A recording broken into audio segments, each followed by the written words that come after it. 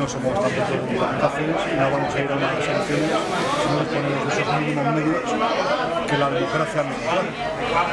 Pero bueno, nuestra labor es trabajar para poder ir a todas las elecciones que se presenten.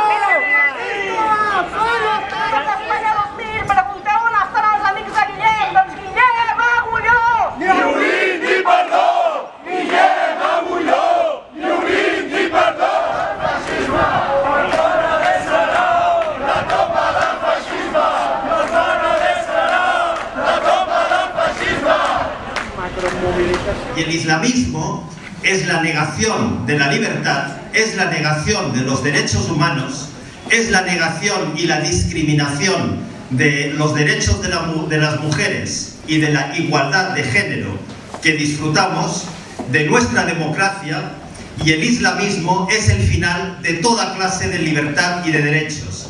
El islamismo y su libro El Corán, como dice Geert Wilders, no debería estar permitido en Europa, porque es un libro que es anticonstitucional, niega todos aquellos derechos y libertades que se expresan en la Constitución española, pero también en el resto de constituciones europeas. Aunque esto nos cueste vivir peligrosamente, aunque esto nos traiga guarros incluso a la puerta de nuestras casas.